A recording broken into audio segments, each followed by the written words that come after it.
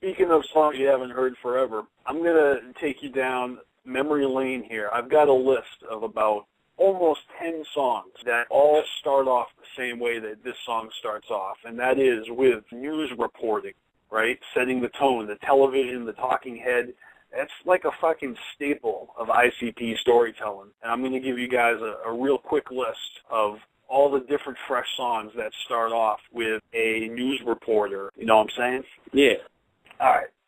So the first one is Southwest Strangler from Forgotten Freshness. In the beginning, they got the newscaster saying, "We have a dilemma. The airplane crashed on the freeway. The looters are stealing luggage." It's pretty funny. On the riddle box, you've got the Joker's Wild Game Show, which is followed by a Channel 7 news brief. You know, somebody stole 4 dead bodies from the Wayne County morgue. That shit comes on right before Dead Body Man, you know? What I want to know is, who the fuck would want to steal 4 dead bodies anyway?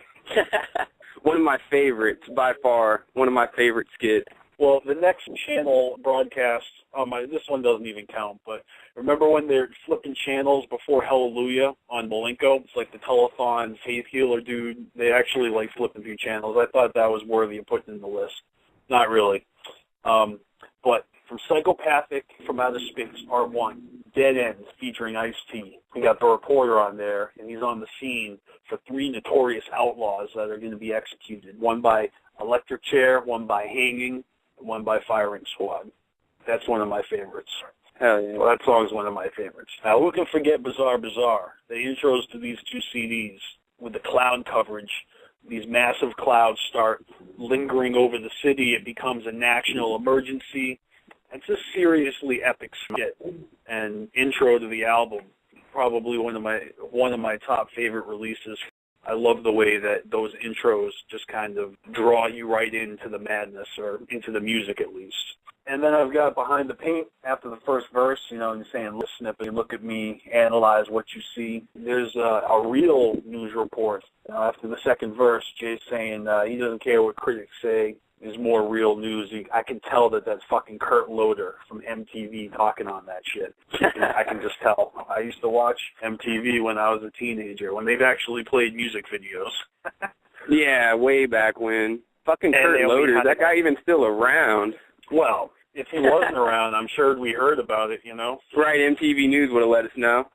Like, where are they now, newscasters from MTV and VH1? Where are they now? Sitting at home on their ass, reaping the benefits of being on television. Right? They beat us to the punch because there's no benefits for YouTube. Yeah, we can monetize ours or whatever, and it's 10 cents for every 100-something views. No doubt. All right, I got 2 more on this list.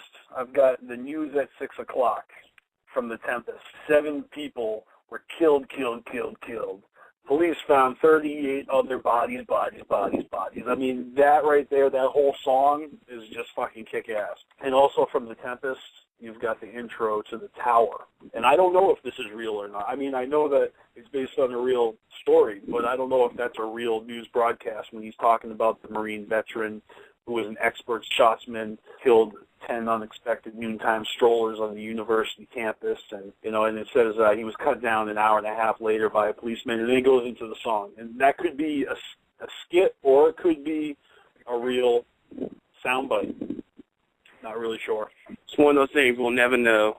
Unless somebody asks the question at the gathering, at the seminar. Get them at the seminar. ICP seminar, right? People got to ask. That's actually a damn good fucking question, because no one ever has like a real solid question for them to ask, like that they ask. It's actually a good one right there.